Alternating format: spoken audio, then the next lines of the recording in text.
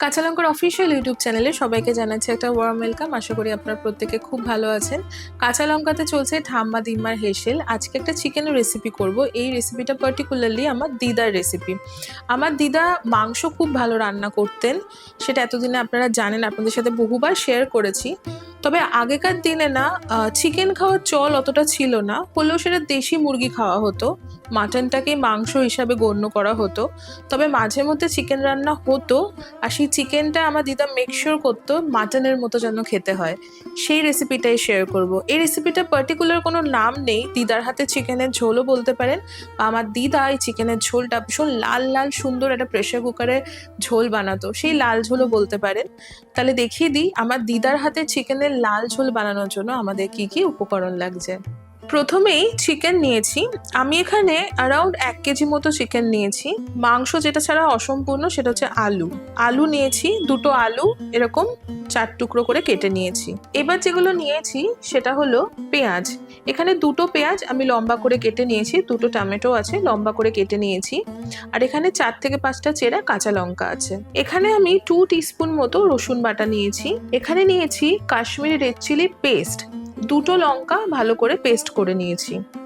এখানে আছে 1 table spoon মতো পাকা লঙ্কা বাটা, সবুজ লঙ্কা লাল লঙ্কা, মানে সবুজ লঙ্কাটা যখন পেকে লাল হয়ে যাচ্ছে সেই পাকা লঙ্কাটা বাটা আছে। এখানে দুটো সবুজ লঙ্কাও আছে। এখানে অ্যারাউন্ড 1 টেবিল স্পুন মতো লঙ্কা বাটা আছে। এবার আমি 1 টেবিল স্পুন মতন আদা বাটা নিয়েছি। আমাদের কিছু গোটা মশলা লাগছে, যেমন প্রথমে এখানে আমি 1/2 টিস্পুন মতো গোটা ধনে নিয়েছি, 1 টিস্পুন মতো গোটা জিরে নিয়েছি, দুটো তেজপাতা নিয়েছি। এখানে কিছু গোটা গরম মশলা আছে, যেমন দারচিনি, লবঙ্গ আর ছোট এলাচ। কিছু গুঁড়ো মশলা লাগছে, এখানে 2 টিস্পুন মতো কাশ্মীরি রেড চিলি পাউডার আছে, 1 টেবিল স্পুন মতো হলুদ গুঁড়ো আছে, 1 টেবিল স্পুন মতো গরম মশলার গুঁড়ো আছে, স্বাদ মতো নুন আছে, স্বাদ মতন চিনি। আর আমি সামান্য একটুখানি, ঠিক এইটুকু দেখুন, একটু লেবু নিয়েছি। এই লেবুটা কেন নিয়েছি সেটাও দেখিয়ে দিচ্ছি। আর এই পুরো রান্নাটা করার জন্য তেল নিয়েছি, সর্ষের তেল। অবশ্যই সর্ষের তেল ব্যবহার করবেন। আমাদের মোটামুটি একটাই উপকরণ লাগছে, একদম ঘরোয়া উপকরণ, কিন্তু খুব ভালো খেতে হয়। তাহলে চলুন রান্নাটা শুরু করি। তবে রান্না শুরু করার আগে আমাদের দুটো স্টেপ আছে। প্রথম স্টেপটা দেখাই। প্রথম স্টেপ হলো চিকেনটাকে একটু ম্যারিনেট করব। এটাকে ঠিক ম্যারিনেট করা বলা যায় না, আগেকার দিনের মানুষরা, আমরা এখনো করে থাকি, মাংস মানে কাঁচা মাংসটা মাটন ছাড়া, আমি যদি চিকেনের কথা বলি, সবসময় ভাবতো একটু আষ্টে গন্ধ লাগছে, সেই গন্ধটা যাতে না থাকে সেই কারণে একটু নুন আর লেবুর রস দিয়ে ম্যারিনেট করে মাংসটা রেখে দিত। যতক্ষণে মশলা কষানো হচ্ছে সেই সময়টুকুর জন্য ম্যারিনেট করতো। আমার দিদাকেও আমি তাই দেখেছি। সেই জন্যই আমি একদম অল্প এইটুকু লেবু নিয়েছি, সেই লেবুর রসটা আমি দিয়ে দেবো।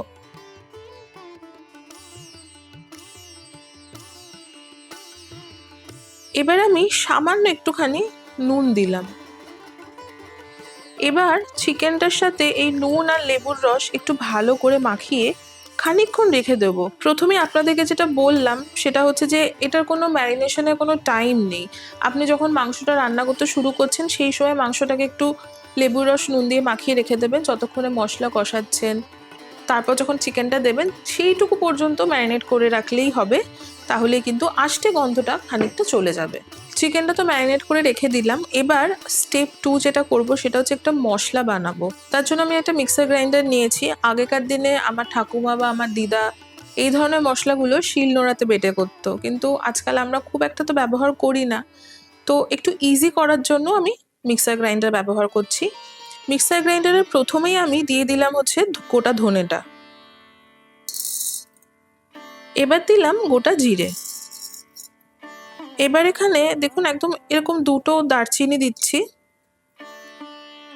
দুটো ছোট এলাচ দিচ্ছি, 4টে মতো লবঙ্গ দিলাম। এবার সামান্য একটু জলটা দিয়ে ভালো করে এটাকে বেটে নেব।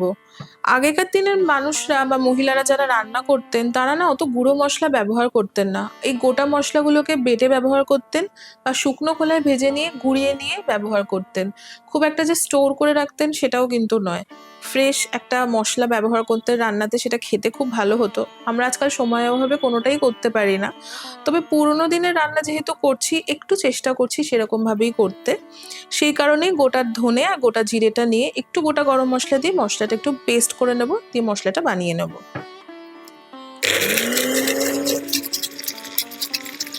আচ্ছা, আমরা রান্নাটা কিন্তু প্রেসার কুকারে করব। প্রেসার কুকার আমি নিয়ে নিয়েছি। আপনারা চাইলে এই রান্নাটা কড়াইতে করতে পারেন, তবে এটা রান্নাটা স্পেশালি আমার দিদা প্রেসার কুকারেই করতেন, সেই কারণে আমি প্রেসার কুকারটা নিয়েছি। আর একদম লাল ঝোল হবে। চলুন রান্নাটা শুরু করি। প্রেসার কুকারে প্রথমেই আমি 2 টেবিল স্পুন মতো সর্ষের তেল দিয়ে দেবো।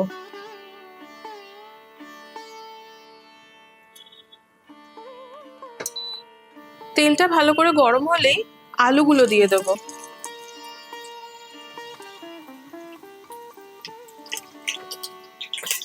উপর থেকে সামান্য নুন দিয়ে দিলাম, আর দিয়ে দিলাম সামান্য একটু হলুদ। আলুগুলোকে আমরা এবার একটু ভেজে নেব।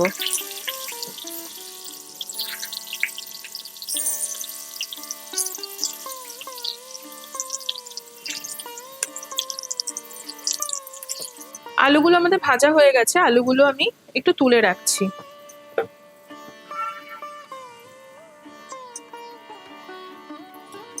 আলুটা ভাজা হয়ে গেছে, এবার রান্নাটা শুরু করব। তেল তো গরমই আছে, গরম তেলে প্রথমে আমি 2টো তেজপাতা দিয়ে দিলাম। এবার আমি গোটা গরম মশলা দেব। এই ছোট্ট 2টো দারচিনি দিলাম, ছোট এলাচ, আর দিলাম 3টে মতন লবঙ্গ। আচ্ছা, এটাকে এবার আমরা মোটামুটি 10 থেকে 15 সেকেন্ড মতো একটু সতে করে নেব। একটু হালকা যখন গরম মশলা গন্ধ বেরোতে শুরু করবে, সেই সময় রসুন বাটা দেব।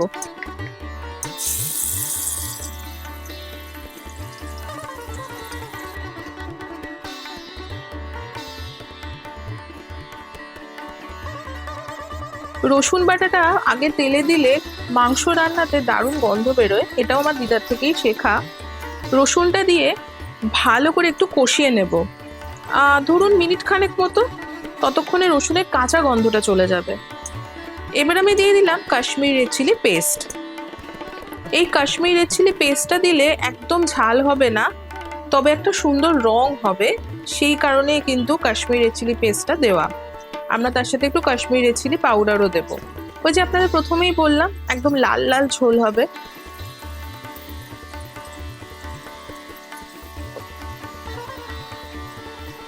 এবারে আমি কাশ্মীরি রেড চিলি পাউডারটা দেবো। এই কাশ্মীরি রেড চিলি পাউডারটা দেবার পরেই দেখবেন রংটা একদম বদলে গেছে।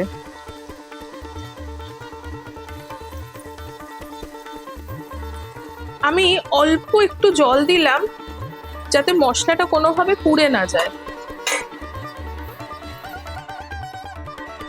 এইবার আমি দেব পেঁয়াজ। পেঁয়াজের সাথে দিয়ে দেব টমেটো।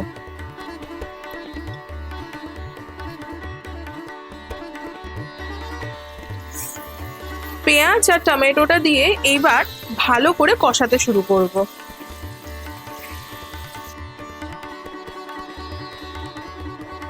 আপনারা কিন্তু এই রংটা দেখলেই বুঝতে পারবেন কি সুন্দর একটা কালার এসেছে।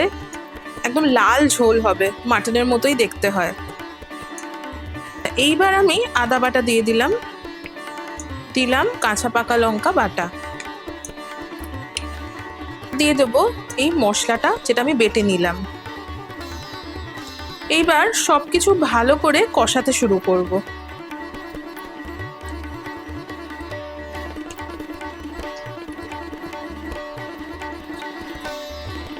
এই যে বাটা মশলাটা আমরা দিলাম, এই বাটা মশলাটা দেবার পর থেকেই দেখবেন গন্ধটা একদম বদলে গেছে। মশলাটা কষানোর মাঝে আমি একটু চিনি দিয়ে দিলাম, যে যেরকম মিষ্টি খেতে ভালোবাসেন সেই অনুপাতে দেবেন, আর দিয়ে দিলাম স্বাদ মতন নুন।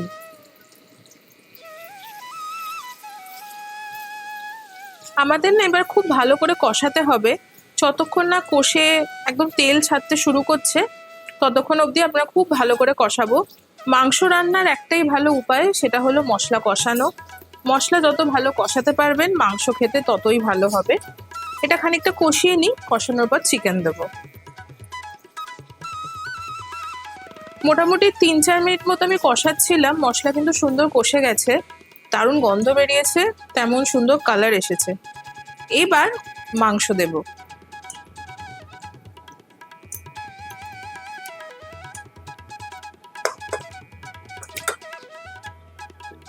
মাংসটা দেবার পর আমি ওপর থেকে সামান্য একটু হলুদ গুঁড়ো দিয়ে দিলাম। এইবার মশলার সাথে মাংস ভালো করে মিশিয়ে নেব, দিয়ে আবারও মাংস কষাবো।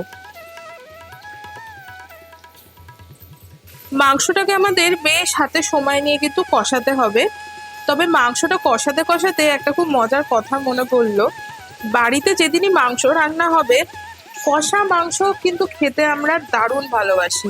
তখন কিন্তু অত কিছু ভাবি না মাংসটা সেদ্ধ হয়েছে কি না, কিন্তু ওই কষা মাংস তুলে খাওয়ার একটা আলাদাই মজা আছে। ছোটবেলায় তো করতামই, বড় বয়সেও করি। আপনারা কারা কারা এরকমভাবে কষা মাংস খেতে ভালোবাসেন একবার কমেন্ট করবেন তো।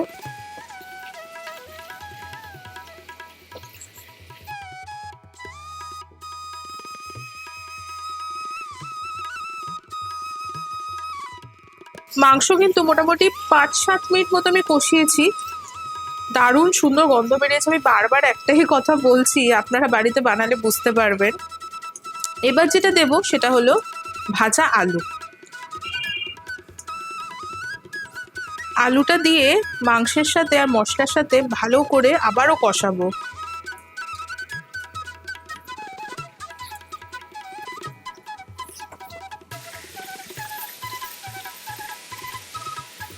আলুটা দেবার পর আমি মশলার সাথে মাংস, আলু সবকিছু আরও মোটামুটি মিনিট 5 মতো কষিয়ে নিয়েছি। এবার পালা জল দেবার। এবার আমি গরম জল দিয়ে দেব।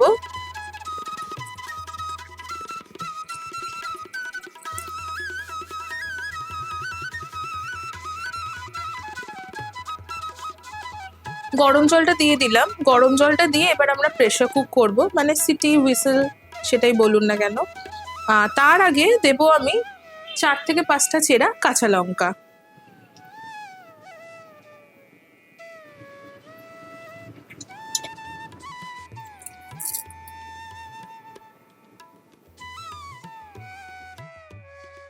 আপনারা এই রংটা দেখতে পাচ্ছেন, এই কারণে কিন্তু এটা লাল ঝোল বলা হয়। এবার আমরা প্রেসার কুক করব। এটা চিকেন সেদ্ধ হতে বেশি সময় লাগে না। আমি 2টো সিটি বা হুইসেল পড়া পর্যন্ত ওয়েট করব। আমি তো ইন্ডাকশানে করছি, আপনারা যদি গ্যাসে করেন তাহলে 2টো সিটি বা হুইসেল পড়া পর্যন্ত ওয়েট করে প্রেসার কুকারটা নামিয়ে ঠান্ডা করে নেবেন বা রুম টেম্পারেচারে আসা পর্যন্ত ওয়েট করবেন। তারপর আমরা গরম গরম সার্ভ করব।